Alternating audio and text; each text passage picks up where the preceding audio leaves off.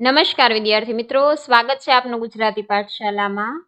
આજે આપણે જોઈએ ધોરણ 4 ઇંગ્લિશ વિષયમાં યુનિટ 1 લેટ્સ સેલિબ્રેટ. લેટ્સ એટલે થાય ચાલો, સેલિબ્રેટ એટલે ઉજવીએ, એટલે થાય ચાલો ઉજવીએ. હવે નીચે આપેલું છે આપણને લિસનિંગ એટલે કે સાંભળો. Sing and enjoy. સિંગ એટલે ગાઓ, એન્જોય એટલે આનંદ કરો અથવા તો મજા કરો. હવે પહેલા તમને એક સરસ મજાની પોમ આપેલી છે એટલે કે રાઇમ્સ આપેલી છે.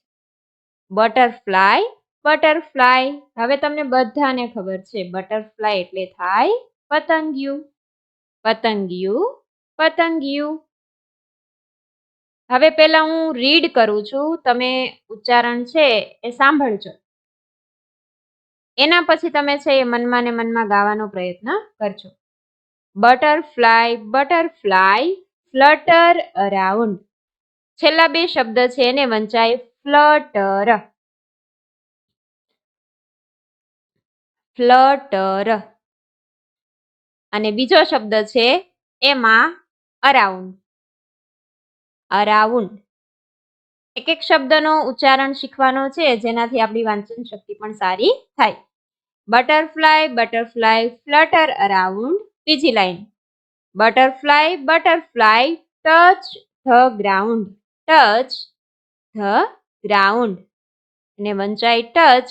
છેલ્લા શબ્દને વંચાય ગ્રાઉન્ડ. હવે રાઇમ્સમાં શું હોય તો કે તમને ખબર હશે કે છેલ્લા જે શબ્દો હોય એના છેલ્લા અક્ષર એટલે કે ઉચ્ચારણ છે એ સરખા થતા હોય. જેમ કે ગ્રાઉન્ડ માં છેલ્લે આવ્યું ઊંડ અને અરાઉન્ડ એમાં પણ છેલ્લે આવ્યું ઊંડ. આગળ જોશું તો એમાં પણ બે બે શબ્દોમાં છેલ્લા જે અક્ષરો છે એના ઉચ્ચારણ સરખા થતા હશે. આગળ જોઈએ બટરફ્લાય બટરફ્લાય ફ્લાય સો ફ્રી. ફ્લાય એટલે થાય ઉડવું, એને વંચાય ફ્લાય. અને છેલ્લો શબ્દ છે એને વંચાય ફ્રી. પછી આપેલું છે butterfly butterfly land on a tree. Land on a tree. આગળની line butterfly butterfly reach the sky. Reach the sky. છેલ્લી line butterfly butterfly say goodbye. Say અને પછી લખેલું છે એ ગુડ બાય. સરસ. હવે આપણે છે આનું ગુજરાતી જોઈશું. Butterfly butterfly flutter around. Flutter એટલે ઉડવું, અરાઉન્ડ એટલે આસપાસ. પતંગિયા પતંગિયા આજુબાજુમાં અથવા તો આસપાસ ઉડો. Butterfly butterfly touch the ground. Touch એટલે થાય સ્પર્શ કરવો, અડવું, અને ગ્રાઉન્ડ એટલે થાય જમીન. જમીનને છે એ પતંગિયાઓ તમે સ્પર્શ કરો. ત્રીજી લાઈન છે બટરફ્લાય બટરફ્લાય ફ્લાય સો ફ્રી. ફ્લાય એટલે થાય ઉડવું, ફ્રી એટલે મુક્ત રીતે. પતંગિયાઓ પતંગિયાઓ મુક્ત રીતે ઉડો. આપણે પતંગિયાઓને જોઈએ છીએ તો કેવા ફ્રીલી એટલે કે મુક્ત રીતે પોતાની રીતે છે એ મજા કરતા કરતા ઉડતા હોય છે. પછી છે butterfly butterfly land on a tree. Land એટલે બેસવું, ઓન અ ટ્રી. ટ્રી એટલે થાય વૃક્ષ પર. પતંગિયાઓ પતંગિયાઓ વૃક્ષ પર બેસો. પછીની લાઈન છે butterfly butterfly reach the sky. Reach એટલે થાય પહોંચવું, સ્કાય એટલે થાય આકાશ. પતંગિયાઓ પતંગિયાઓ આકાશ સુધી પહોંચો. છેલ્લી line butterfly butterfly say goodbye. પતંગિયાઓ પતંગિયાઓ સે એટલે કહેવું, ગુડ બાય એટલે આવજો એવું કહો. પતંગિયાઓ પતંગિયાઓ આવજો એવું કહો. આપણે કોઈ ઘરમાંથી જતું હોય અથવા તો મહેમાન આવ્યા હોય જતા હોય ત્યારે આપણે કહીએ છીએ ગુડ બાય, એ વાળું બાય. હવે તમે બધી જે છે 6 લાઈન છે એમાં છેલ્લે around, ground, free, tree, sky, bye એ બધા રાઇમિંગ વર્ડ્સ કહેવાય. કે જેના છેલ્લા અક્ષરનું ઉચ્ચારણ છે એ સરખું થતું હોય. હવે જોઈશું આપણે આગળની પ્રવૃત્તિ.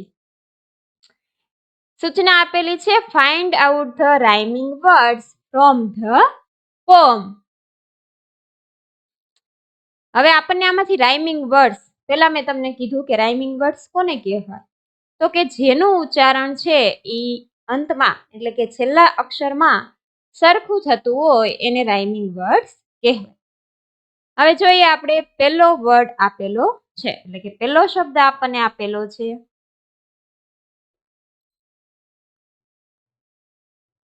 સાઉન્ડ.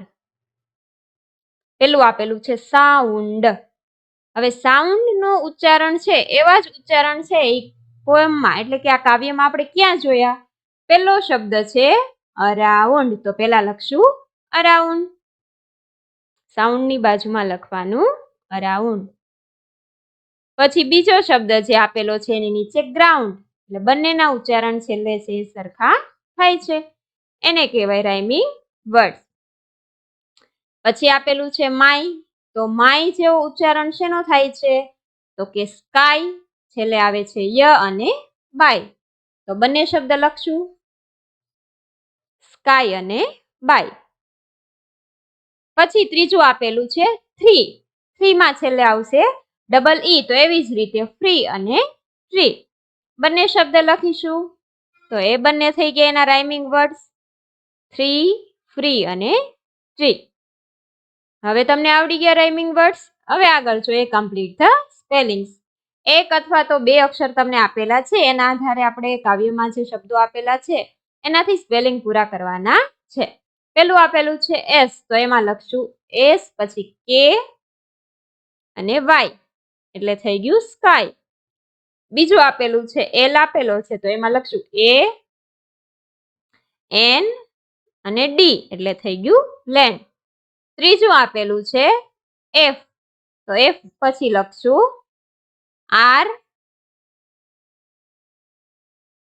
ડબલ ઈ એટલે થાય ફ્રી. ચોથું આપેલું છે ટી, પછી લખશું ઓ, પછી યુ આપેલું છે, પછી લખશું સી અને છેલ્લે લખશું એચ એટલે થાય ટચ. પાંચમું આપેલું છે જી, તો એમાં લખશું ઓ, ફરીથી ઓ આપેલો છે, છેલ્લે લખશું ડી એટલે થઈ ગયું ગુડ. છઠ્ઠું આપેલું છે બી, તો એમાં લખશું બાજુમાં વાય અને છેલ્લે લખશું ઈ એટલે થઈ ગયું બાય. પછી એફ આપેલો છે એની બાજુમાં લખશું એલ, યુ, ટી આપેલો છે ફરીથી ટી લખશું અને છેલ્લે લખશું ઈ એટલે થઈ ગયું ફ્લટર.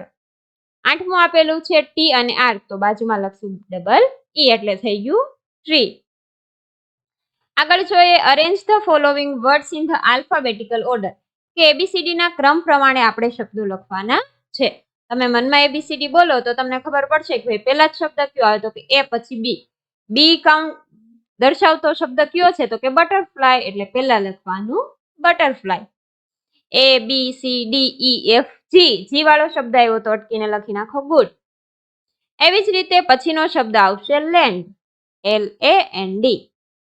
પછી આવશે સ્કાય અને છેલ્લે આવશે ટ્રી. આગળની એક્ટિવિટી છે use the letters from the box and make meaningful words. હવે બાજુમાં આપણને એ ઈ આઈ ઓ યુ એવા અક્ષર દેખાય છે, એનો ઉપયોગ કરી અને આપણે છે એ અર્થવાળા છે એ શબ્દો એટલે કે સ્પેલિંગ બનાવવાના છે. જેમ પેલું આપેલું છે બી ઓ વાય બોય એટલે છોકરો, એવી રીતે આપણે શબ્દ બનાવીશું. પેલો શબ્દ છે ડી આર વાય, ડ્રાય એટલે સૂકું અથવા તો કોરું. બીજો શબ્દ બનાવશું ઈ એ ટી, ઈટ એટલે ખાવું. ત્રીજો શબ્દ બનાવશું ઓ યુ આર, અવર એટલે આપણું અથવા તો અમારું. પછી છે L A D Y, lady એટલે સ્ત્રી. છેલ્લો સ્પેલિંગ બનાવશું જી ઓ ટી, ગોટ એટલે બકરી.